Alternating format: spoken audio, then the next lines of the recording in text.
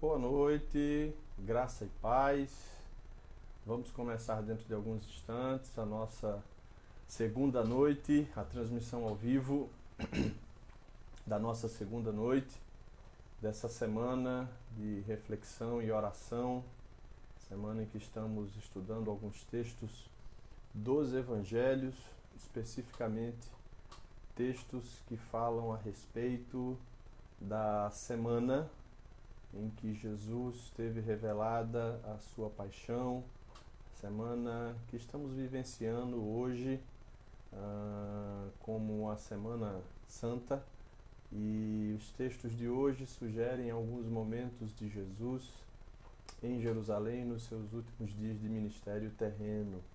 Durante o dia nós passamos a sugestão de leituras bíblicas em Mateus capítulo 21, Salmo 118, Mateus capítulo 22, capítulo 12 de Marcos, 23 de Mateus e Marcos 12, finalzinho do capítulo, versos 41, 44. Leituras que nessa noite nós vamos passar por elas rapidamente, acreditando que cada um de vocês fez essas leituras durante o dia. Nós vamos fazer uma reflexão sobre elas, mas nós vamos começar esse momento de oração e de reflexão com uma palavra de oração. Eu quero nesse momento pedir a você que feche seus olhos onde você estiver, para que nós possamos assim orar juntos ao Senhor, pedindo a direção dEle e a presença dEle conosco nesses momentos. Oremos. Pai amado e querido, muito obrigado por essa noite de terça-feira, dia 7 de abril, momento em que nos unimos em oração, em reflexão, em torno da Tua Palavra, momento em que chegamos, Pai, pela Tua misericórdia a alguns lares de irmãos, de amigos, momento em que podemos juntos dividir o pão que é a Tua Palavra, podemos juntos refletir a respeito do que ela nos ensina e também orar, Pai. Nessa nossa primeira oração, nós te pedimos que o Teu Espírito Santo, Pai, abra o nosso coração, ilumine a nossa mente, de todos nós que estamos participando desse momento, que haja abertura suficiente para que o Teu Espírito fale diretamente com cada um de nós.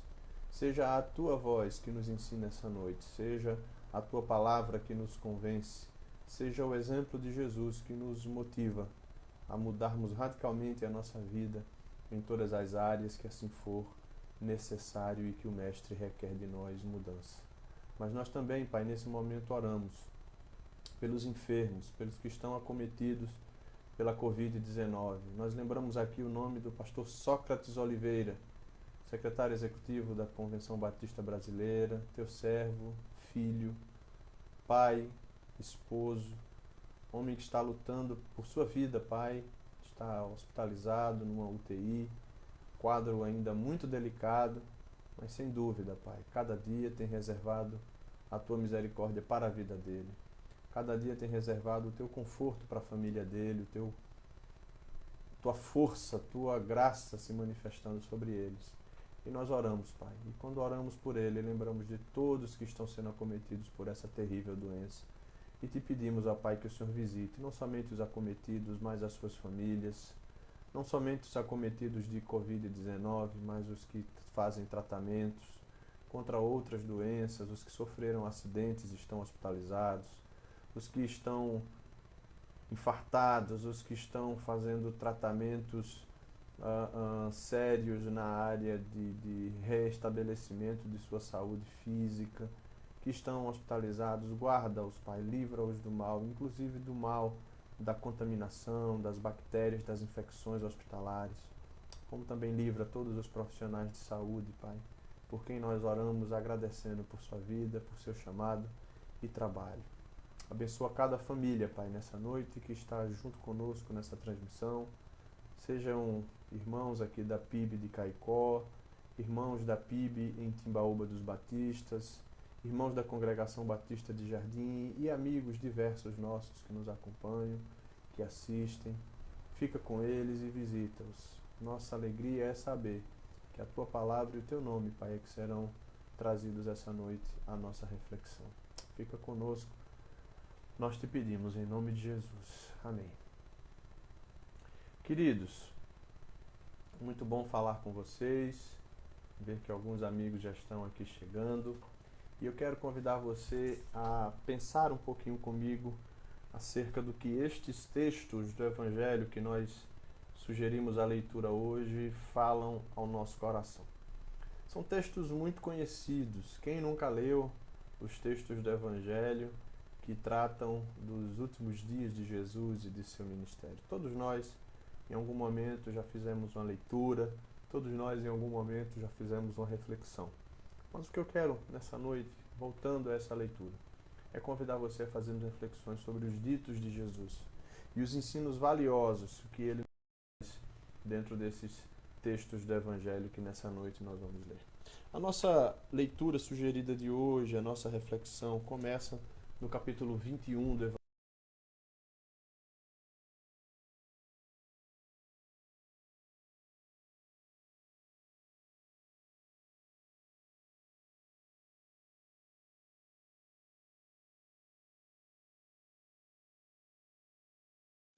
E do batismo de João. Mateus. E a partir do verso 23, a autoridade de Jesus e o batismo de João. O texto sugere que Jesus está no templo ensinando e os principais sacerdotes e líderes religiosos se aproximam dele e perguntam a autoridade com a qual ele faz aquelas obras, com a qual ele traz aquele ensino. No verso 24, Jesus propõe a ele uma pergunta e diz: lhes farei uma pergunta, se me responderes, eu lhes digo com que autoridade eu faço essas coisas. E a pergunta de Jesus é simples: o batismo que João Batista praticava era um batismo de Deus ou um batismo dos homens? Era algo que vinha como um sinal do céu para essa geração ou era uma coisa dos homens? E aqueles homens se reúnem, o texto diz, e entre si discutem e dizem: devemos ter cuidado com a nossa resposta, porque se dissermos que o batismo de João era do céu, ele vai nos perguntar, então, por que vocês não creram naquele profeta? Se nós dissermos que é um batismo dos homens, que é uma obra temporal, a população, o povo que acreditava que João era profeta, vai ficar contra nós. E aí eles dizem, nós não sabemos qual é a resposta para te dar. E Jesus diz, eu não te digo com que autoridade eu faço tais coisas. O ensino bem básico disso tudo é que, geralmente, a nossa caminhada ela é cercada desse questionamento. Qual a autoridade do ensino da igreja? Qual a autoridade que a igreja tem para pregar o Evangelho? Nós sabemos e temos muitos argumentos bíblicos para justificar o ensino da igreja, o ensino do Evangelho na igreja. O Senhor Jesus nos deixou essa tarefa, essa missão. Nos é imposto pregarmos o Evangelho. Paulo chega a dizer, ai de mim se eu não pregar o Evangelho. Mas o questionamento aqui ia para muito além da questão da necessidade que existia naquele momento de pregar o Evangelho.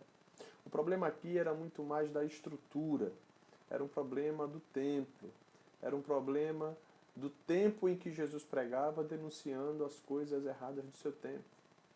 Me parece que a chamada profética, e Jesus é muito mais do que um profeta, é o Filho de Deus entre nós, ela não consiste em simplesmente predizer as coisas que vão acontecer. A chamada profética, minha e sua, da Igreja de Jesus no mundo, é a chamada da denúncia contra as coisas erradas e mais que o mundo pratica.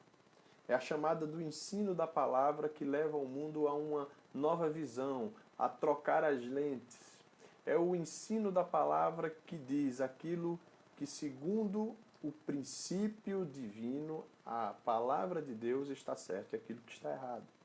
O problema, portanto, aqui nesse texto que nós lemos, era que Jesus ensinava com autoridade e as pessoas se admiravam, o reconheciam, e a religião da época, o judaísmo da época, estava fadado ao fracasso, porque era uma religião apegada apenas ao templo, às ordenanças e à estrutura hierárquica de sacerdotes, de fariseus e de saduceus. Então, o que Jesus diz a eles, quando lhes propõe essa pergunta que eles não respondem, e quando também não se sente e não é obrigado a dizer a eles a autoridade com a qual ele faz essas coisas, é muito simples, é muito claro. O Senhor Jesus está apenas exercendo a autoridade que a palavra dá. Então, cada um de nós somos convidados a exercer a autoridade da palavra. Na verdade, Jesus estava indo na contramão de um tempo, de uma era. Jesus estava encerrando ali o seu ministério terreno, denunciando aquilo que precisaria mudar e que ia mudar radicalmente no momento em que Jesus fosse levantado, fosse erguido na cruz, fazendo o sacrifício final por toda a humanidade. O momento exigia uma postura que desafiasse o que estava errado no seu tempo e que trouxesse a palavra. O texto também sugere, ainda lendo o Evangelho de Mateus, a partir do verso 28, uma parábola. E essa parábola vai justamente direcionar aquilo que Jesus estava tentando ensinar e que vai falar para aqueles religiosos e as pessoas naquele tempo. E a parábola é a parábola dos dois filhos, muito conhecida. E ela diz mais ou menos o seguinte, que um pai chegou para seus filhos e falou com eles. Ao primeiro ele disse: filho, quero que você vá na vinha trabalhar para mim. E esse filho diz: não vou. Mas depois, considerando o assunto, pensando consigo, se arrepende e vai trabalhar. E Jesus ainda disse que um segundo filho também foi convidado pelo pai e disse: olha, vai ali e trabalha. E esse filho disse: sim, pai, irei, como o senhor queira. E não vai. E a pergunta dirigida é: quem dos dois atendeu à vontade do pai? E eles dizem: claro que foi o primeiro filho. Mas Jesus diz algo a eles muito pesado e que é uma denúncia a ser feita contra todo aquele que, entendendo a vontade do Pai, ouvindo o convite do Pai, se nega a fazer deliberadamente, tendo dito entender e tendo dito cumprir. Verso 31 diz: qual dos dois fez a vontade do Pai? E os religiosos disseram: o primeiro filho. Jesus lhes disse: em verdade vos digo que é por essa razão que publicanos e prostitutas estão entrando antes de vocês no reino de Deus. Porque João chegou a vocês apontando o caminho da justiça, e vocês não creram nele. Mas os publicanos, as prostitutas creram. Vocês, vendo isso, nem assim reconsideraram para crer na palavra que ele trazia. Qual tem sido a insistência? Qual tem sido a razão pela qual a gente simplesmente não consegue crer no convite e na palavra do Senhor? Eu sei que eu estou falando para um grupo bem diversificado, que muitas pessoas que estão ouvindo, na verdade, são cristãs, são orientadas pela palavra de Deus, têm um compromisso que foi assumido diante de Cristo, diante de sua igreja, exercem a sua fé, participando de uma comunidade, de uma igreja. Talvez alguns ainda não tenham feito esse compromisso publicamente, talvez até estejam afastados do compromisso e da comunhão de sua igreja. E o que esse texto nos alerta, gente, é algo muito sério. O primeiro filho, veja, disse: não, não vou, não quero, mas ele reconsidera e vai depois. O que Jesus está dizendo para aquela geração, e essa palavra vale muito para nós, é que muitas vezes a nossa incapacidade, a nossa indisposição de crer é a razão pela qual a gente erra o caminho para o reino dos céus. A justiça está sendo pregada. Ela nos é apontada pela palavra. Nós temos tudo que o Evangelho nos traz como luz e como direção. E muitas vezes vemos essas coisas e não reconsideramos. Mas há pessoas no mundo que estão cada vez mais se espelhando e se guiando pela palavra. Jesus usa duas classes de pessoas que naquele tempo estavam sendo alcançadas de maneira muito larga. Publicanos e pecadores, publicanos e prostitutas. Pessoas que a sociedade tirava de lado, mas que estavam entendendo a mensagem do reino de Deus. Pessoas que viviam numa sociedade e mesmo gozando de um certo conforto, como no caso dos publicanos, se sentiam cansados, esgotados. E que outros, como as prostitutas, marginalizados, jogados à margem, e como tantos outros a quem Jesus acudiu e socorreu, cegos e mancos e coxos, estavam à margem, mas eles entenderam a mensagem de justiça que o Evangelho propõe.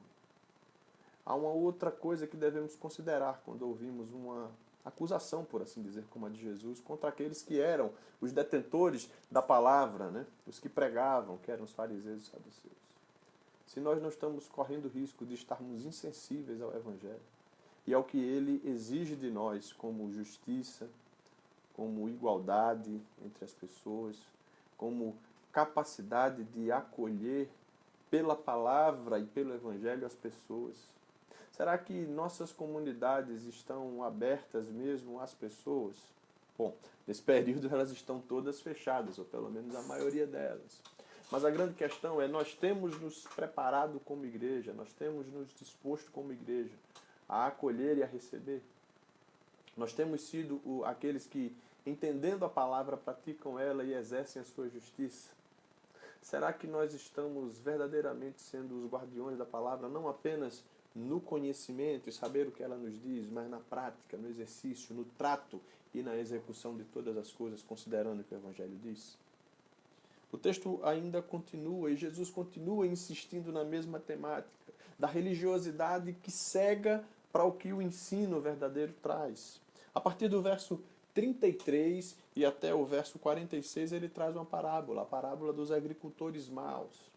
E o texto é resumido com a história de um homem que, tendo um campo, uma plantação, vai para outro país, arrenda essa terra para algumas pessoas e no tempo da colheita manda emissários. E o primeiro grupo de emissários é morto.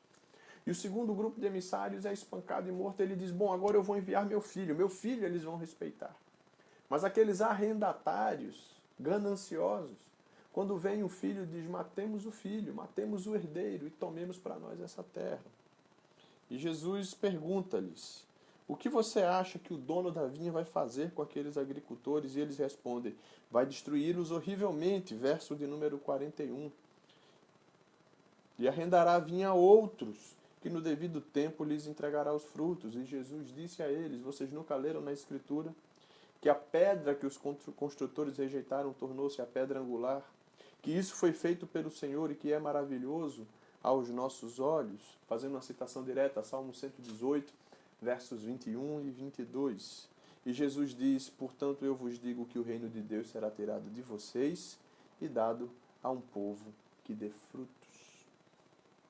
Uma denúncia terrível. E o texto continua no verso 44, Jesus dizendo, e quem cair sobre essa pedra será destruído, despedaçado, e aquele sobre quem ela cair será reduzido a pó. E no verso 45 e 46, eles ouvem essas palavras, entendem que Jesus fala deles e procuram meios de prendê-lo, mas têm medo do povo, porque o povo já considerava Jesus como um profeta. Essa é uma outra denúncia grave. Filho do homem rejeitado em seu tempo entre nós, no tempo apropriado, no tempo bom que o Senhor nos deu, os homens o rejeitam. O pegam, o espancam, o matam. E Jesus agora pergunta para aquele grupo, o que vocês acham que o dono da vinha vai fazer com aqueles arrendatários maus, com aqueles a quem ele confiou o campo? E eles chegam a uma conclusão óbvia, vai destruí-los terrivelmente, vai tirar deles o campo, vai dar a outra pessoa que tenha justiça. E ele diz, é bem verdade, é isso mesmo que ele vai fazer. A palavra vai ser tirada de vocês, o reino de Deus vai ser tirado de vocês, se vocês não agirem bem, e será dado a um povo que dê frutos. Meu irmão e minha irmã, eu quero convidar você a fazer uma reflexão acerca disso tudo. A nos colocarmos, e isso nos dá um frio na espinha, pelo menos em mim dá, na condição daqueles religiosos. Será que nós temos produzido frutos? Eu estou me dirigindo a você, que é parte da Igreja do Senhor Jesus. Será que nós estamos sendo bons arrendatários da terra do Senhor? Será que nós estamos fazendo com que o produto verdadeiro da terra que Ele nos confiou, da semente que Ele nos deu, que é a sua palavra, está sendo devolvido ao Senhor? Ou será que nós estamos sendo descuidados? E mais ainda, será que nós não estamos sendo injustos? Será que nós não estamos sendo, como aquele povo foi, aqueles que negligenciaram os profetas, que são aqueles primeiros mensageiros, mataram os profetas e, achando pouco, mataram o filho também? Óbvio, nós não vamos hoje matar nenhum profeta. Nós não vamos hoje fazer nenhum mal a Jesus, fisicamente falando. Mas será que nossas atitudes não têm sistematicamente tirado Jesus de cena e colocado as nossas pretensões, intenções? Será que nós não estamos muitas vezes nos permitindo entrar em arranjos, em maneiras, costumes e práticas que nos distanciam cada vez mais da verdadeira justiça que existe na palavra de Deus?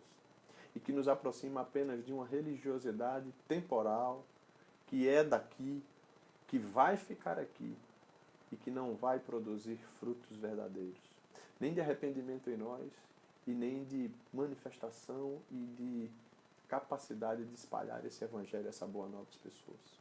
Será que nós não estamos na iminência e no risco de termos esse campo retirado de nós e entregue a outras pessoas? Aliás, é muito interessante quando Jesus cita a questão da pedra rejeitada, que está contida lá no Salmo de número 118. Se você puder abrir comigo essa leitura, inclusive foi uma das leituras sugeridas para hoje, e inclusive eu sugeri que você, ao ler os textos desse Salmo sugeridos, do 5 ao 24, você reservasse algum tempo para oração, porque o salmista, aqui no Salmo 118, ele está agradecendo a Deus por um grande livramento. A partir do verso 5, eu queria ler com você, que diz o seguinte: no meio da angústia invoquei o Senhor e ele me respondeu, dando-me alívio. O Senhor está comigo, não terei medo. O que pode me fazer o homem? O que pode me fazer o próximo? O Senhor está comigo entre os que me ajudam, por isso verei cumprir-se o meu desejo naqueles que me odeiam. Verei cumprir-se o meu desejo naqueles que querem meu mal, e que o meu desejo para eles seja simplesmente que os olhos deles sejam abertos, que eles sejam alcançados pela graça. Esse é o convite que o Evangelho nos faz, a nova aliança nos faz para com os nossos inimigos. Ame os vossos inimigos. Busque refúgio no Senhor. É muito melhor do que confiar no homem. É melhor confiar no Senhor do que confiar em príncipes. É melhor confiar no Senhor do que confiar em príncipes. O Senhor é a minha força, verso 14, meu cântico e minha salvação. Nos versos 19, o salmista diz: abri as portas da justiça para mim, para que eu entre por elas e renda graças ao Senhor. Esta é a porta do Senhor, os justos entrarão por ela. Eu te dou graças, pois me respondeste e foste a minha salvação. A pedra que os construtores rejeitaram, foi pedra angular, e foi o Senhor quem fez isso. E é maravilhoso aos nossos olhos. Verso 24 diz: este é o dia que o Senhor fez, vamos nos regozijar e nos alegrar nele. A nossa alegria está em saber que o Senhor nos livra de todo mal. A nossa alegria está em saber que Ele é a nossa garantia, a nossa salvação, a nossa força, o nosso canto. A nossa alegria é saber que Ele nos reservou, nos deu, na verdade, nos franqueou o direito de sermos os porta-vozes, vamos dizer assim, do seu Evangelho. O que temos feito com essa dádiva? Diante de tantos livramentos, diante desse momento que o Senhor nos tirou para um período sabático, para um período de afastamento, para termos tempo de ler a palavra, de talvez até de uma maneira distante, como nós estamos hoje, estarmos muito mais próximos dia a dia, na leitura e na reflexão. O que faremos disso? Como vamos semear nessa terra, o que estamos, melhor dizendo, semeando nessa terra, que se chama esse tempo de afastamento social? Esse tempo nos convida para uma visita muito profunda a nós mesmos, para um conhecimento de si mesmo muito profundo e pessoal. Por isso a leitura bíblica nesse tempo é altamente recomendada, a oração e a reflexão, a meditação a respeito dos nossos passos. Será que nós não temos agido como aqueles religiosos, prontos sempre ao questionamento, prontos sempre à tradição, ao costume? Será que a nossa prática cristã não se tornou muito mais religiosa, cotidiana, corriqueira? Ir à igreja às quartas-feiras, aos domingos, ir à igreja nos cultos de ensino, de oração. Será que nós não precisamos, talvez, passar por esse tempo para fazer uma reflexão muito mais profunda sobre a capacidade que o Evangelho nos oferece, as possibilidades, melhor dizendo, que o Evangelho nos oferece de alcançarmos muito mais pessoas, se tão somente seguirmos fielmente as palavras que o Evangelho nos propõe? É isso que o texto vai nos dizendo. E diz mais ainda, quando nós voltamos para a leitura que está proposta lá no Evangelho segundo Mateus, nós vemos aqui que Jesus também é interrogado a respeito da questão. Ele cita, aliás, uma parábola da festa de casamento. E a parábola da festa de casamento também nos traz alguns ensinamentos muito interessantes. Capítulo 22, do verso 1 ao 33, alguns ensinamentos. Mas a parábola da festa do casamento fala sobre Jesus, que diz a eles: o reino do céu é semelhante ao rei que celebrou o casamento do seu filho. E a parábola é conhecida. Os convidados na hora exata do casamento não apareceram, não foram. Aqueles que deveriam estar lá não compareceram. Ajuntaram para si outros compromissos, fizeram pouco caso, foram para o seu campo, foram para outros lugares, para os seus negócios. E outros ainda maltrataram os servos que foram reforçar o convite e lembrar que estava chegando a hora do casamento. E o rei envia, destrói aqueles homens maus e diz a eles ainda: convide as pessoas, vá pelos cruzamentos, verso 9 do capítulo 22, convide todos quanto vocês encontrarem, os maus, os bons, e o salão nupcial fica cheio. E o Senhor Jesus está nos propondo que haverá um tempo, o tempo da colheita e o tempo do convite, para estarmos juntos com o Senhor. E como nós estaremos recebendo a confirmação desse convite? No dia que o Senhor nos chamar, será que nós estaremos prontos? Ou será que nós estaremos procurando desculpas, razões e outros compromissos nossos para seguirmos adiante, para negligenciarmos o convite do Senhor? Isso foi o que aquela geração fez, esse foi o erro daquela geração. Se prendeu à sua religiosidade, se prendeu ao grande modelo religioso do seu tempo. Perdeu a oportunidade de ser alcançada pela graça e agora o convite é estendido aos que estão nas ruas, aos que estão nas vielas. O convite é estendido a todo aquele que tenha sensibilidade de entender. E não só de entender, mas de proclamar. Nós estamos vivendo a oportunidade de revisitar esses valores. Não somente nessa semana que nós estamos estudando e lendo esses textos, mas durante todo esse tempo que nós estamos confinados, nós estamos sendo convidados a revisitar os nossos valores cristãos, as nossas práticas. Porque a nossa fé precisa ser também validada por meio daquilo que nós fazemos.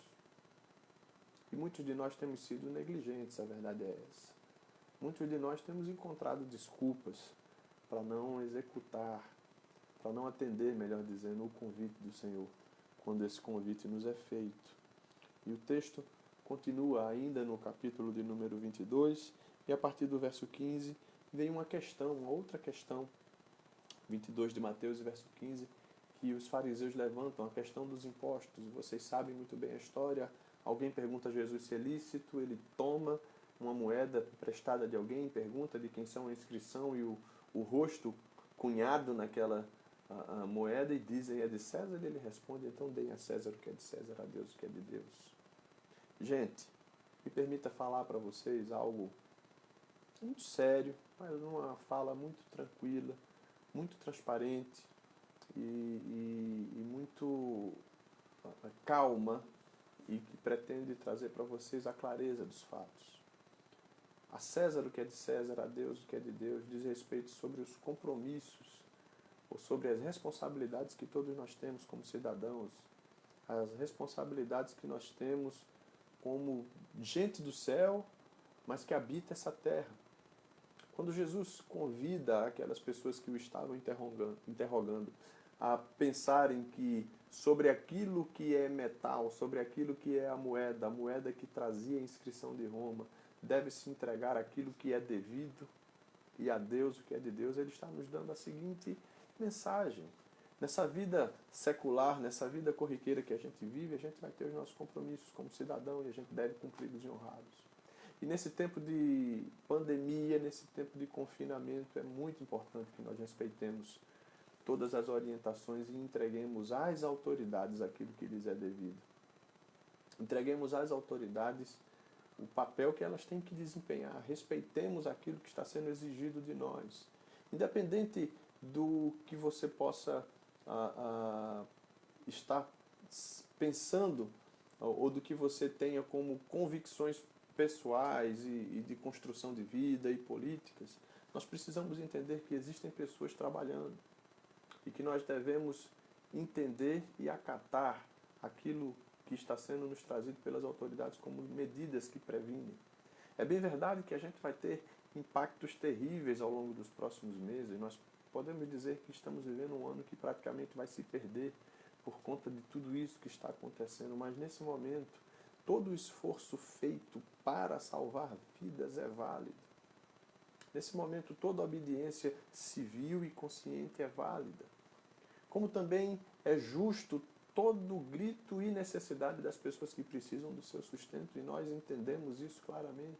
E esperamos que as soluções que estão sendo tomadas, que o avanço da possibilidade de um novo cenário, inclusive no que diz respeito ao confinamento, possa ser técnica e cientificamente comprovado como possível para que a coisa seja minimizada.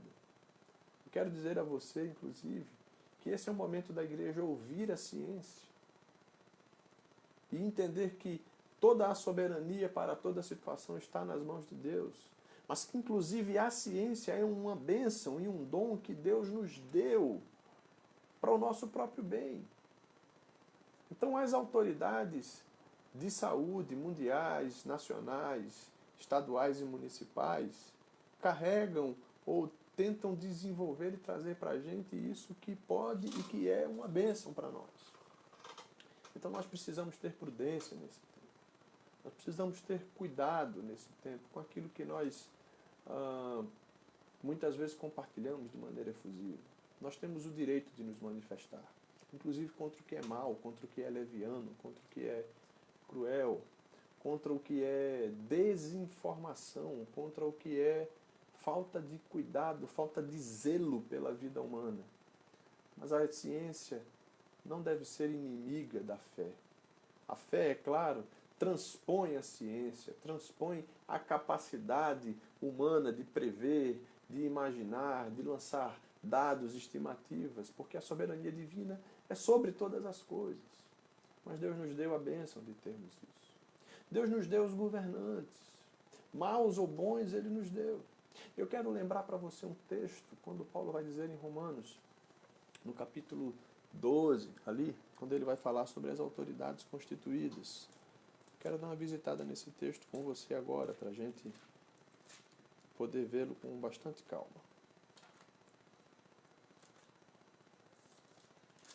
Capítulo 13, perdão, a partir do verso 1. Todos devem sujeitar-se às autoridades do governo, pois não há autoridade que não venha de Deus, e as que foram ordenadas por Ele. Por isso, quem recusa a sujeitar-se à autoridade opõe-se à ordem de Deus, e os que fazem isso trarão condenação sobre si mesmos. Porque os governantes são o motivo do temor, não são, perdão, o motivo do temor para os que fazem o bem, mas sim para os que fazem mal. Não queres temer a autoridade? Faz o bem, receberás o louvor dela.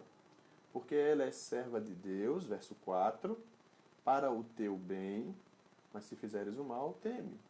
Pois não é sem razão que ela traz a espada, pois é serva de Deus e agente de punição e ira contra quem pratica o mal. Portanto, é necessário sujeitar-se a ela, não somente por causa da ira, mas por causa da consciência. Por essa razão também, verso 6, pagais impostos, porque eles são servos de Deus para atenderem a isso. Dai a cada um que lhe é devido, a quem tributo, tributo, a quem imposto, imposto, a quem temor, temor, a quem honra, honra. Observe, a autoridade é dada por Deus, é assim. E eles estão ali para exercer o poder que o cargo lhes confere. Mas muitas vezes o recorte desse texto é errado. O recorte muitas vezes feito acaba aqui no verso 3. E o verso 4 diz que ela, a autoridade, é serva de Deus para o nosso bem. Então, querido, o que eu quero dizer para você, ainda lembrando do dito de Jesus acerca do pagar impostos, que também pode ser trazido como um respeito às autoridades, toda autoridade merece o respeito, sim, no momento em que ela faça o bem, porque ela é delegada, ou seja, é serva de Deus, está posta por Deus, recebeu de Deus a incumbência de fazer o bem. Se ela faz o mal, ela já não é mais autoridade. Se ela faz o mal, ela já perde essa condição de autoridade. Ela até exerce o poder que o cargo e que a instituição lhe dá, mas ela não é mais autoridade. Então, nesse momento, olhemos para aqueles que exercem autoridade, as autoridades de saúde, as autoridades civis, que a gente possa, nesse tempo, ter essa tranquilidade e essa paz para seguir a nossa vida em tempos difíceis e fazer uma reflexão apropriada e séria a respeito de tudo que está acontecendo ao nosso redor. distinguir conceitos distinguir duas coisas que andam juntas, mas que são diferentes: poder e autoridade. O poder é dado pelo cargo, é pela instituição. A autoridade é conquistada pelo exercício do poder que é recebido. Portanto, aqueles que exercem poder correm o risco de, mesmo com o poder na mão, perderem a autoridade. E aqueles que têm apenas o poder sem autoridade não estão mais sendo delegados de Deus, porque muito provavelmente perderam a autoridade, porque não estão fazendo o que é bom. Temos que ter nesse momento fé em Deus, de que esse esforço, por mais danoso que ele seja para o futuro de muitos de nós, e eu acredito que realmente trará consequências, ele será para um bem muito maior. Ele será para que muitas vidas sejam poupadas. E talvez a gente já esteja experimentando uma evolução até menor dentro do nosso país, por conta de todo o sacrifício já feito. Quero continuar com você no capítulo 22 de Mateus. Falando até o verso 33 desse capítulo, nós temos a questão dos saduceus e a ressurreição. Os saduceus eram um grupo religioso do tempo de Jesus que não cria na ressurreição, tinha dificuldade com a questão da ressurreição. E eles questionam Jesus justamente sobre isso e propõem algo do tipo: uma família que tinha 7 irmãos, um deles casa-se com a mulher e morre, e ela, pela lei vigente em Israel, o segundo irmão recebe-a como esposa, só que ele morre, e o terceiro recebe, e a coisa vai acontecendo assim até o fim da fila, vamos dizer, de irmãos, porque assim a lei dizia que uma vez a mulher ficando viúva, o irmão mais velho que ficou vivo a assumia como esposa e gerava filhos nela para dar descendência ao seu irmão. E a pergunta dos saduceus é: de qual dos 7 ela será esposa na ressurreição, visto que todos viveram com ela? E Jesus responde no verso 29, um texto que a gente sabe muito de cor, mas que a gente precisa entender a razão pela qual Jesus disse isso. Jesus lhe disse, porém, este é o vosso erro, não conheceis a Escritura, nem o poder de Deus. Vocês não conhecem as Escrituras e o poder de Deus. Pois na ressurreição não se casam nem se dão em casamento. São como os anjos que estão no céu. E quanto à ressurreição dos mortos, não leste o que foi dito por Deus? Eu sou Deus de Abraão, de Isaque e de Jacó. Não é Deus de mortos, mas Deus de vivos. E o verso 33 diz que essa foi a última questão. Diz, aliás, que as multidões se admiravam do ensino de Jesus. O que os saduceus queriam era simplesmente apanhar Jesus na palavra, numa contradição. Eles queriam especular sobre algo que eles, na verdade, nem criam, nem defendiam. Como se a nossa vida na eternidade fosse uma extensão dessa vida temporal daqui. Nós erramos muitas vezes porque não conhecemos a Escritura. No caso deles, talvez até tivessem as suas convicções, mas realmente tinham uma convicção bastante errada do que já estava dito há muito tempo pelos profetas e pelos escritos. E o nosso erro muitas vezes é em não conhecer as Escrituras, nos submetermos a qualquer coisa que vem e que nos tenta levar para um caminho ou para o outro. Eu quero convidar você agora, ainda dentro da leitura que foi proposta para a nossa reflexão, a ir comigo até o Evangelho segundo Marcos, capítulo 12. Eu quero ler com você do verso 28 até o verso 37. Marcos, do 28 ao 37. Primeiro de todos os mandamentos. Eu vou ler esse texto na íntegra com você, Marcos 28 até o 34 e depois do 35 ao 37. E diz assim, Marcos 12, do 28 em diante. Aproximou-se de Jesus, um dos escribas, que os ouvira discutir, e percebendo que lhes havia respondido bem, esse escriba perguntou a Jesus, qual é o principal de todos os mandamentos? E Jesus respondeu, o principal é, ouve Israel, o Senhor nosso Deus é o único Senhor. Deuteronômio 6 nos traz esse texto. Amarás o Senhor teu Deus de todo o teu coração, de toda a alma, e de todo o entendimento, e de todas as forças. E o segundo é este, amarás o teu próximo como a ti mesmo. Não há outro mandamento maior do que esses. E o escriba, que lhe perguntou, lhe disse, muito bem, mestre, é verdade que ele é o único Deus, e que além dele não há outro, e que amá-lo de todo o coração, e de todo o entendimento, e de todas as forças, e amar o próximo como a si mesmo, vale mais do que todos os holocaustos e sacrifícios. Vendo que ele havia respondido com sabedoria, Jesus lhe disse: não está longe do reino de Deus. E ninguém mais ousava interrogar a Jesus. Essa questão, e eu escolhi propositalmente o texto de Marcos, embora o Evangelho segundo Mateus traga esse texto também, no capítulo 22, na sequência que estávamos lendo, é porque a narrativa de Marcos mostra com muito mais pessoalidade a questão de um escriba, de um homem que estava acostumado com os escritos, com a lei, e que pergunta sinceramente a Jesus, pelo que o texto nos dá a entender, qual seria o grande mandamento. E Jesus lhe diz aquilo que nós conhecemos: ama a Deus acima de todas as coisas, ama teu próximo como a ti mesmo. E aquele homem diz: é verdade, não há outro Deus, ninguém ele, além dele. E quem é capaz de amá-lo de todo o coração e de amar o próximo como a si mesmo, vai fazer o que nenhum outro mandamento, ou fazer mais do que qualquer outro holocausto e sacrifício. Esse é o grande mandamento. É amar a Deus acima de todas as coisas. É amar o próximo como a nós mesmos. Eu costumo dizer, e eu gosto muito da expressão que diz: Deus só pode ser amado hoje, meu irmão e minha irmã, no próximo. Como é que nós vamos amar a Deus, você e eu, hoje? Que maneira nós temos de expressar nosso amor a Deus? Será que, porque nós estamos aqui participando desse momento juntos, nós estamos tornando nosso amor a Deus verdadeiro, só porque nós estamos juntos aqui no Alive? Eu adoro a Deus como? Quando eu ergo as mãos e quando eu faço longas orações, longos jejuns, longas vigílias. Eu amo a Deus quando eu amo o próximo. Deus quer ser amado no próximo. Importa amar a Deus no próximo. Amar a Deus com todas as forças e todo o entendimento, com todo o nosso intelecto e capacidade, só tem sentido quando isso é amor ao próximo. E eu tenho dito nesses dias, há tantas maneiras de nós amarmos o próximo. Como igreja, nós temos nos proposto, tanto aqui quanto em Timbaúba, a amar o próximo nesses dias, acudindo, socorrendo aqueles que têm passado dificuldades. A amar o próximo, tomando a iniciativa nós mesmos na nossa casa, de amar o próximo num pequeno gesto. É uma sacolinha de pão que você põe no portão de alguém. É uma compra que você manda entregar na casa de alguém. É um socorro num serviço que alguém precisa, que você pode fazer, que você pode prestar.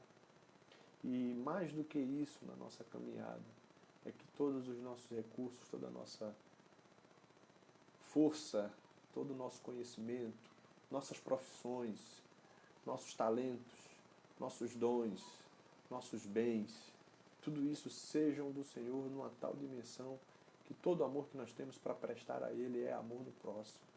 Não é amor ao templo, não é amor à denominação, é amor ao próximo. E no próximo, que materializa o que aponta para aquilo que é amor a Deus. E no verso 35 do mesmo capítulo 12 de Marcos, ele ensinava no templo e Jesus perguntou: como os escribas podem dizer que o Cristo é filho de Davi? O próprio Davi falou pelo Espírito Santo: o Senhor disse ao meu Senhor: assenta-te à minha direita até que eu ponha teus inimigos debaixo de teus pés. Se o próprio Davi o chama de Senhor, como ele é seu filho, e a grande multidão o ouvia com prazer. Essa é uma afirmação messiânica. Jesus é o Filho de Deus, é o Senhor, é o que se assenta no trono de Davi, mas é Senhor de Davi. E isso deixava cada vez mais claro, cada vez mais vivo entre aquelas pessoas que o ouviam, a sua missão, e aquilo também aborrecia muito os que estavam perto dele. O capítulo 23 de Mateus, cuja leitura foi sugerida na íntegra, nós não vamos ler, mas ele é uma denúncia ao sistema e, podemos dizer, ao esquema religioso do tempo de Jesus. E ele deve ser uma denúncia para o nosso tempo também, para tudo quanto tem sido feito de errado.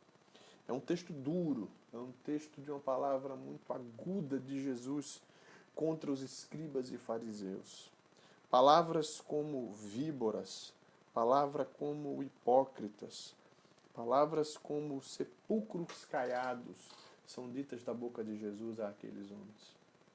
E essas palavras tão duras e tão veementes são todas elas verdadeiras, porque o modelo e o esquema e o arranjo religioso do tempo de Jesus fazia tudo aquilo que ele denunciou. E nós, infelizmente, devemos atentar para os nossos dias, para os esquemas, arranjos e meios religiosamente discretos ou explícitos de controle. A fé cristã é uma fé baseada no relacionamento do homem com Deus.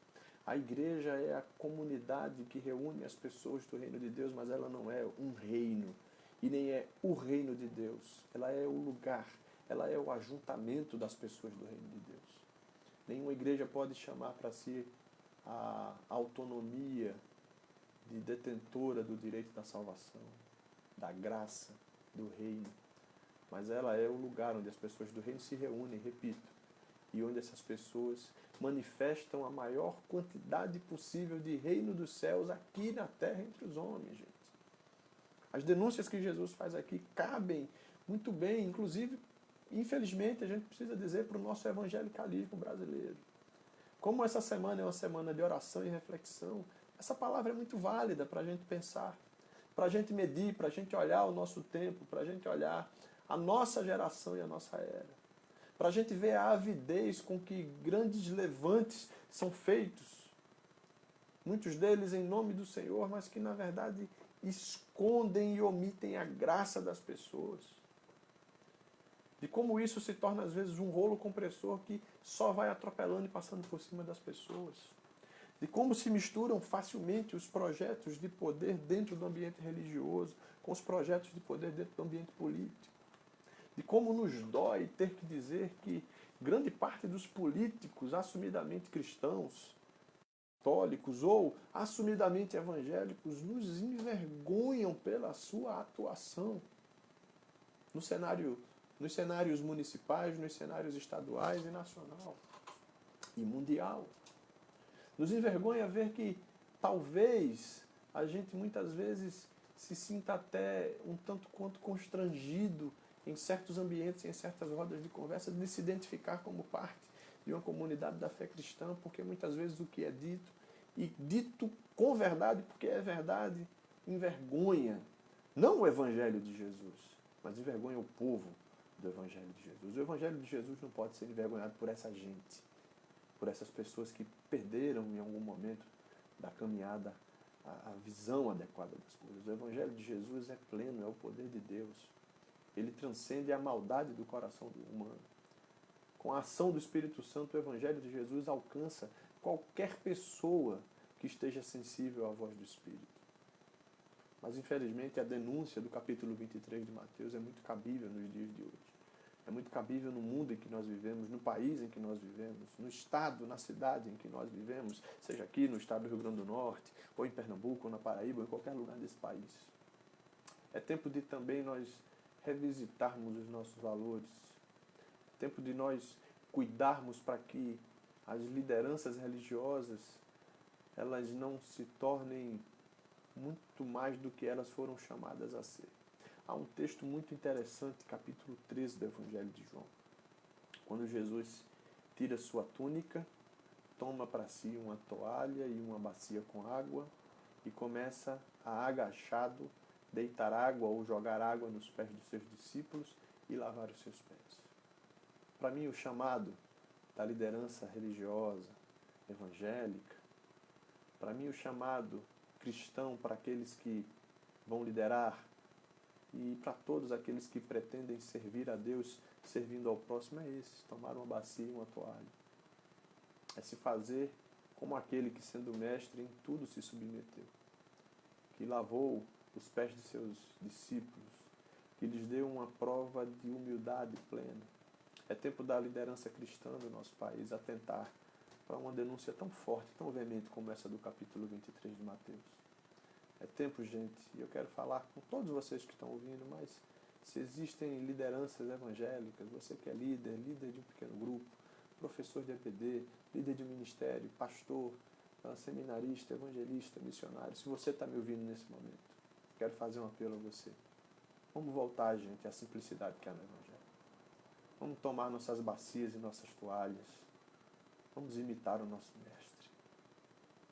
Vamos levar o Evangelho a sério, porque o Evangelho é coisa séria. Vamos ser humildes a ponto de entender que tudo aquilo quanto Jesus falou aos escribas e fariseus é tão vivo, tão claro e tão real hoje, como foi nos tempos em que ele denunciou todas aquelas coisas. Eu quero concluir fazendo uma última leitura, que também foi sugerida hoje. Ela está lá em Marcos ainda, capítulo 12, verso 41 a 44. É a passagem que trata da oferta da viúva pobre. E diz que Jesus sentou-se, verso 41 do capítulo 12 de Marcos, em frente ao cofre das ofertas, e observava, e olhava como a multidão colocava dinheiro no cofre. Muitos ricos depositavam ali muito dinheiro. Veio, porém, uma viúva pobre e colocou no cofre 2 moedinhas que valiam um quadrante, 2 moedinhas de cobre de muito pouco valor. E chamando Jesus, os seus discípulos, lhe disse: em verdade vos digo que esta viúva pobre deu mais do que todos os que colocaram ofertas no cofre. Porque todos deram do que lhe sobrava, mas ela de sua pobreza deu tudo que possuía, todo o seu sustento. Uma reflexão muito importante a respeito dessa passagem é que Jesus observava atentamente o que acontecia ali diante do cofre e via como os ricos colocavam grandes quantidades, grandes somas de dinheiro. Mas como faziam isso apenas de uma forma representativa, ou apresentando o muito fazer, porque tudo aquilo era o que lhes sobrava. Jesus observa ali o comportamento humano, muitas vezes dado aos exageros, comportamento de figueira, se você lembra da nossa reflexão de ontem, cheio de folhas, cheio de aparências, cheio de grandes depósitos, mas com um coração muito longe de tudo aquilo, dando apenas o que sobra. E aquela viuvinha coloca tudo quanto ela tinha, todo o seu sustento, um ato de fé muito grande. Talvez não visto pelos homens que estavam ali, mas visto por Deus. Talvez o maior ensinamento disso tudo para cada um de nós é que não vai interessar muito se o que a gente coloca, por melhor que seja, à disposição do Senhor for só o que nos sobra. Não estou falando aqui exatamente de dinheiro, estou falando de tudo, de talentos, de dons na vida. Se o nosso melhor esforço para fazer algo é apenas quando nos sobra tempo, vontade ou desejo de fazer, então nossa oferta realmente está sendo uma oferta de muito pouco valor. Nossa oferta tem que ser integral. Eu gosto muito de pensar que nada na nossa vida se dissocia da nossa fé. A sua carreira é uma oferta ao Senhor. A sua profissão, a profissão que você... A sua vida é uma oferta para o Senhor. A sua inteligência, seu intelecto, sua capacidade de fazer amigos, sua capacidade de se relacionar, sua capacidade de sensivelmente enxergar as pessoas que precisam de ajuda e socorrer. Tudo na nossa vida é uma oferta para o Senhor. E tudo precisa ser colocado diante dele, de maneira muito clara, de maneira muito voluntária, de maneira muito aberta. Esses textos que nós lemos hoje, selecionados do Evangelho de Mateus e de Marcos, narram aquela que foi a caminhada dos últimos dias de Jesus entre as pessoas aqui na terra. Foi a sua última semana vivida em Jerusalém quando se aproximava a Páscoa. Foi um tempo em que Jesus rompeu completamente com o sistema religioso de sua época. Trouxe denúncia contundente e verdadeira contra as coisas erradas. Aquilo que muitas vezes a gente pensa, inclusive, tem sido a palavra de muitos nesses dias, ser o juízo de Deus, quando se aponta, inclusive, que essa pandemia é uma obra divina para castigar a humanidade. O juízo de Deus muitas vezes se manifesta apenas pela revelação da verdade. O juízo de Deus é quando a verdade vem a nós. O juízo de Deus é quando eu e você nos entendemos no erro.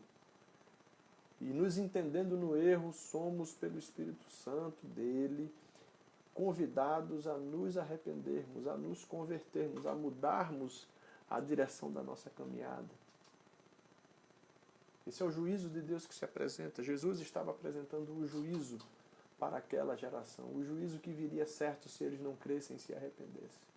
Reler esses textos essa semana, fazer essa reflexão, nos convida ao mesmo tipo de pensamento. Um pensamento que se submete a Deus, um pensamento que se coloca diante dele em humildade. Revisitar todas essas coisas, todas essas passagens dos evangelhos, que narram a maneira como Jesus denunciou, mas ao mesmo tempo apontou o caminho do reino dos céus. Deve ser para nós inspiração. Inspiração e capacidade plena de nos convertermos. Essa semana nos convida a uma conversão, gente. Essa semana nos convida a uma reflexão. Essa semana nos convida a perceber que nós estamos tendo de Deus a oportunidade de rever nossos valores dentro da palavra. Nós vamos celebrar dentro de 3 dias a Páscoa de Jesus. Sexta-feira da Paixão, o dia em que cristãos de todo o mundo relembram o sacrifício de Cristo. Uma data marcada e cercada de muito significado. Uma data que, ao contrário da maioria dos anos, não vai poder ser celebrada em grandes ajuntamentos familiares ou religiosos, mas que vai ser vivida dentro da nossa casa. Uma data muito propícia para uma meditação. Data muito propícia para a oração. Data muito propícia para uma reflexão, para uma comunhão tão íntima com Deus que nada ao nosso redor vai importar. Inclusive uma data que nos propõe uma comunhão que tira de nós até mesmo a percepção do tempo. E o jejum vai surgir porque já não vai fazer diferença que horas são, se é a hora ou não de comer, porque nós vamos estar com o Senhor. Uma Páscoa que vai ser vivida em família, com os filhos, com a esposa, com o esposo. Para aqueles que estão com os pais, uma Páscoa que vai ser vivida junto da sua família. Uma Páscoa que vai remontar a maneira como a primeira Páscoa foi vivida ali ainda no Egito, quando cada casa se reunia e tomava junta e só dentro daquela casa a sua refeição. Um momento para a gente repensar nossos valores. Um momento para a gente visitar todas as palavras de Jesus e entender o valor de cada uma delas. Nós vamos encerrar esse momento aqui de reflexão, esse momento aqui de hoje. Amanhã nós vamos estudar o texto que tanto em Mateus quanto nos outros evangelhos fala sobre o grande julgamento ou o julgamento que o Senhor Jesus prediz que virá sobre as nações e sobre todas as pessoas. Então amanhã pela manhã a gente vai estar passando para vocês a leitura bíblica sugerida do dia, vai estar na nossa página do Facebook também. E às 7 horas a gente entra ao vivo para fazer uma reflexão. Nós vamos orar nesse momento encerrando. Nós vamos terminar essa reflexão orando. Eu vou orar daqui, você vai me acompanhar, mas como já são 8 horas, nós vamos também ter o nosso momento de oração em família, porque nós temos tido o propósito desde o início da interrupção dos nossos encontros coletivos de 3 vezes ao dia nos encontrarmos em um lugar chamado oração. 6 da manhã, meio-dia e 8 horas da noite, a primeira Igreja Batista em Caicó, a Igreja Batista em Timbaúba também, a Congregação de Jardim, está se encontrando num lugar chamado oração. Eu quero convidar você, amigo que está nos vendo também, que não é dessas comunidades, não pertence a nenhuma dessas igrejas que eu citei, nem está pertinho da gente, a também estar junto com a gente todos os dias no lugar chamado oração, 6 horas da manhã, meio-dia e 8 horas da noite. Mas eu quero orar com você ainda nesse momento. E a minha oração vai ser simples. Vai ser apenas que o Senhor abra o nosso coração para a luz da palavra dEle, a luz do que Ele nos revela pela sua palavra. Nós possamos fazer reflexões profundas e possamos tomar decisões sérias e importantes na nossa vida. Possamos nos colocar no lugar em que o Senhor quer que nós estejamos, obediente a Ele, vendo atenta e cuidadosamente a sua palavra e guardando nosso coração. Essa vai ser minha oração final. Depois eu tenho um convite para você. Pai amado e querido, eu te agradeço, Pai. Te agradeço e me alegro pelo abraço de alguns irmãos e juntos conosco nessa transmissão, por alguns que passaram algum tempo conosco, por alguns que estão chegando agora nesse momento, Pai. Peço que a tua boa mão seja com eles. Peço que à luz daquilo que nós lemos nos teus evangelhos hoje, e podemos conversar um pouco aqui, refletir um pouco essa noite, nós possamos viver um tempo de tomada de decisão, de reflexão, de pensamento, de consciência, renovada pela tua palavra, reavivada pelo teu Espírito, capaz de mover em nós um despertamento tão grande que nós, o teu povo, vamos promover um tempo de avivamento em nossa casa, um tempo de avivamento em nossa cidade, um tempo de avivamento em nosso estado e nação. mas um avivamento verdadeiro que começa com os gestos simples, com o encontro simples de cada pessoa contigo, com a mudança da nossa mente, com a conversão dos nossos comportamentos, das nossas atitudes a Ti e com a capacidade, Pai, de Te obedecer em tudo. Obrigado, Pai, por esses textos lidos pelo Teu Evangelho colocado à nossa disposição. Obrigado por essa ferramenta que nos aproxima em tempos de afastamento. Obrigado por cada irmão e irmã que ainda está aqui. Conceda a eles uma noite tranquila, um tempo de oração em família ainda e uma reflexão sincera à luz de tudo quanto foi dito aqui. Receba os pedidos de oração e as súplicas de todos que estão juntos aqui. Que Tua graça repouse sobre nós. Essa é a nossa oração. Em nome de Jesus. Amém. O convite que eu faço agora é simples para você. O irmão Wilke vai entrar ao vivo daqui a pouco, fazendo uma live junto com o irmão Enia. Eu acredito que isso vai ser no canal dele no Instagram, mas você que está assistindo essa transmissão vai poder ver na página da Primeira Igreja Batista em Timbaúba o convite dele. E eu até peço que o Wilke aqui nos comentários dessa transmissão, ele que eu sei que está com a gente aqui, coloque aí o endereço dele. Ele vai fazer uma live com o irmão Enia agora, daqui a pouquinho, às 8h15, eu convido você para participar, você daqui da PIB Caicó, PIB de Timbaúba, Congregação de Jardim, e você também que está passando por aqui, puder acessar agora o site ou o aplicativo do Instagram e participar dessa live com o irmão Wilke. Que Deus te abençoe, te dê uma noite de paz, foi muito bom estar com vocês aqui esse tempo, e amanhã cedo nós estaremos com a nossa leitura bíblica do dia, proposta, sendo passada para todos vocês no Facebook, nos grupos da igreja, e também à noite nos encontrando. Mas antes disso, nós vamos ter um encontro na oração, agora em nossas casas, e também amanhã às 6 horas da manhã e ao meio-dia, juntos na oração. Que Deus te abençoe. Uma ótima noite para você e para a sua família.